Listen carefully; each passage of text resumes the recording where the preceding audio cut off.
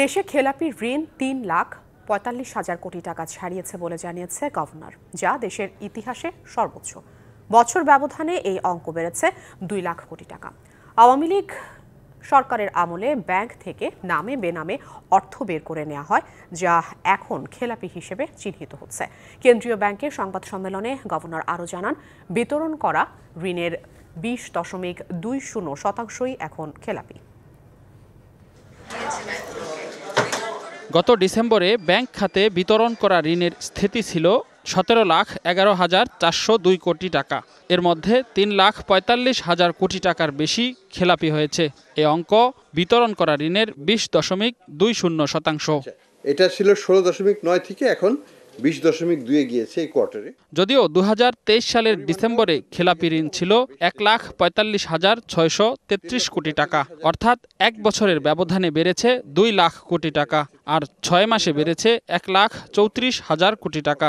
সেপ্টেম্বরে এটা ছিল ২,৮৫,০০০-এর মতো। দেশ জুড়ে তোলপাড় ওয়ালটন ফ্রিজ কিনে আপনিও হয়ে যেতে পারেন মিলেনিয়ার।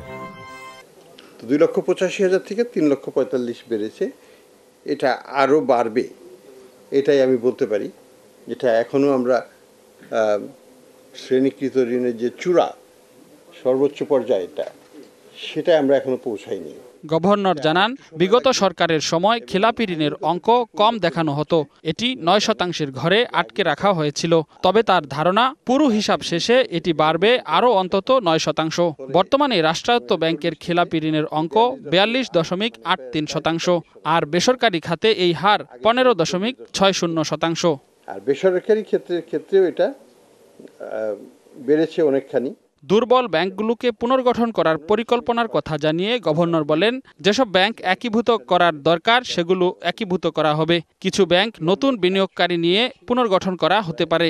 আইনগত ব্যবস্থা নেওয়া হলে আমাদের অ্যাসেট কোয়ালিটি রিভিউয়ের কার্যক্রম চলছে, আপনারা জানেন ৬টা ব্যাংকে চলছে, আরও কিছু ব্যাংকে আমরা খুব শীঘ্রই শুরু করতে যাব। সেগুলো হয়ে গেলে আমরা ইনশাল্লাহ ব্যাংক রেজলিউশন অ্যাক্ট অনুযায়ী আমাদের ব্যাংকিং খাতকে একটু পুনর্গঠন করার একটা প্রচেষ্টা আমরা নেব।